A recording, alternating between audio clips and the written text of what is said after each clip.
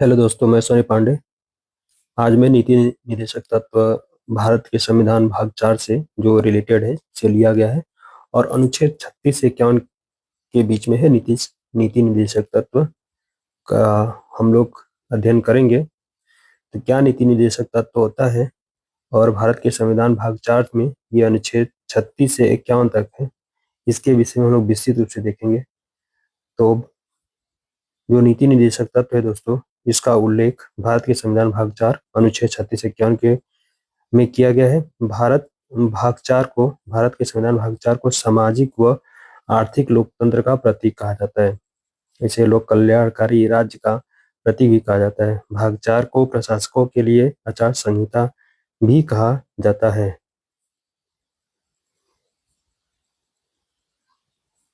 चंपाकम दोराई बनाम मद्रास राज्य 1950 के मामले में सर्वोच्च न्यायालय ने नीति निदेशक तत्वों की तुलना में मूल अधिकारों को प्राथमिकता दी थी।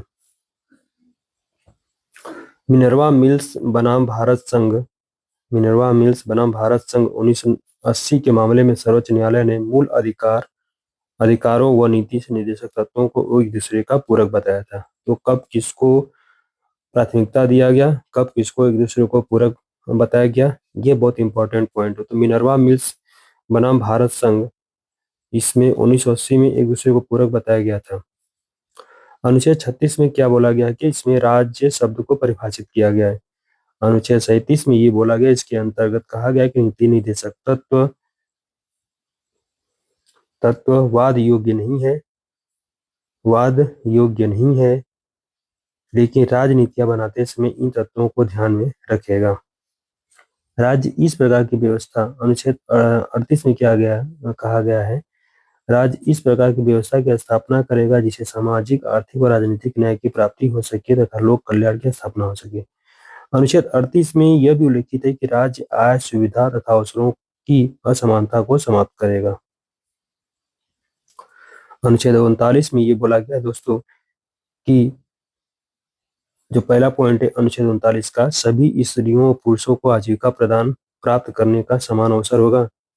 बी इसमें है दोस्तों, राज्य प्राकृतिक संसाधनों का आवंटन इस प्रकार से करेगा कि जिससे अधिकतम लोगों का अधिकतम हित है।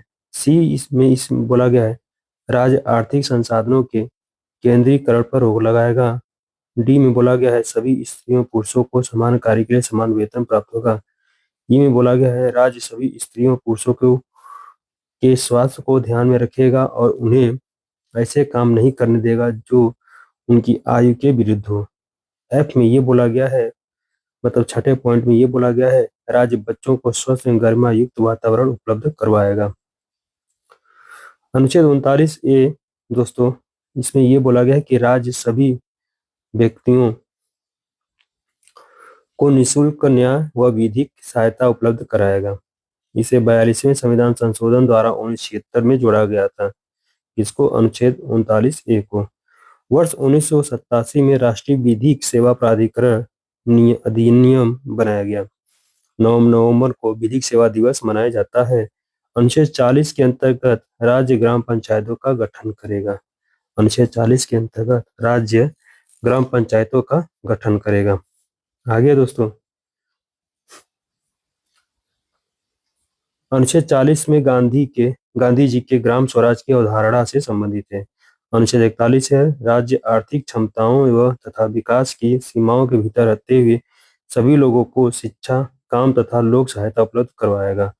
राज्य बेकारी, बीमारों, बुजुर्गों तथा निःशकों को लोक सहायता उपलब्ध करवाएगा। अनुच्छेद 42 में राज्य सभी व्यक्तियों को कार्य की मनोवांछित तथा न्याय संगत दशाएं उपलब्ध कराएगा तथा प्रस्तुति सहायता उपलब्ध कराएगा।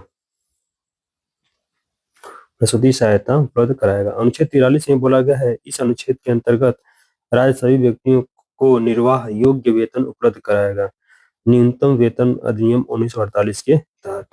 अनुच्छेद 43 ए में ये बोला गया है, इसे 42वें संविधान संशोधन द्वारा वर्ष 1976 में जोड़ा गया था।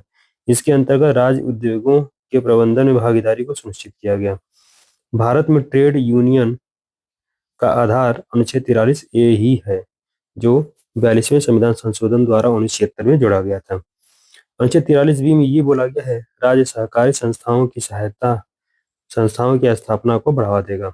अनुच्छेद 44 में राज्य सभी लोगों के लिए समान नागरिक संहिता कॉमन सिविल कोड की स्थापना करेगा।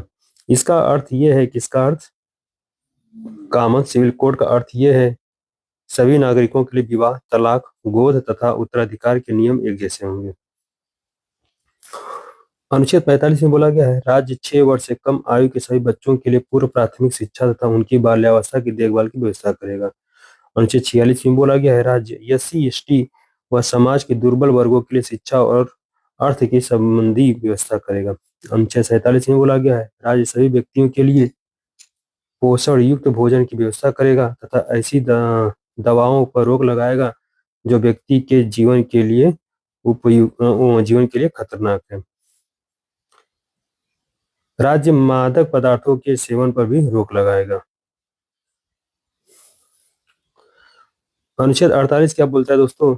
राज्य कृषि एवं पशुपालन का आधुनिक एवं वैज्ञानिक ढंग से संचालन करेगा एवं गाय, बछड़ों तथा अन्य दूध देने वाले व बाहर होने वाले पशुओं की नस्ल सुधारने और उनके वध को रोकने का प्रयत्न करेगा। अनुच्छेद 48 में बोला गया है, राज्य पर्यावरण का संरक्षण करेगा तब वन एवं वन्य जीवों की रक्षा करेगा, जो कि वन एवं वन्य जीव संरक्षण अधिनियम 1972 के अंतर्गत आता है।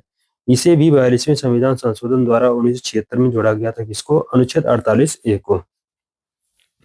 अनुच्छेद 48 ए को 42वें संविधान संशोधन द्वारा जोड़ा गया था। अनुच्छेद 49 क्या बोलता है दोस्तों? तो अनुच्छेद 49 ये बोलता है कि राज्य राष्ट्रीय स्मारकों तथा राष्ट्रीय महत्व के स्थानों को संरक्षण प्रदान करेगा। अनुच्छेद 50 में बोलता है, राज्य कार्यपालिका व न्यायपालिका को अलग अलग करेगा।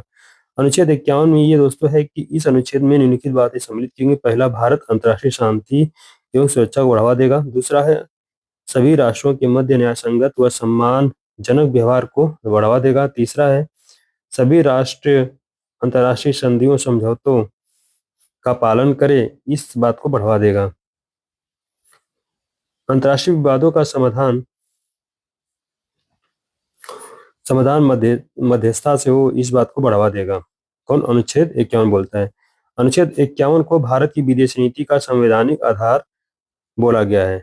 नीति निर्देशक तत्वों से संबद्ध महत्वपूर्ण कथन जो प्रमुख व्यक्तियों द्वारा दिया गया है। तो प्रोफेसर केटी शाह के द्वारा ये बोला गया है कि नीति निर्देशक तत्व एक ऐसा चेक है जिसका भुगतान बैंक की इच्छा पर निर्भर है। कौन बोलेंगे ये पॉइंट?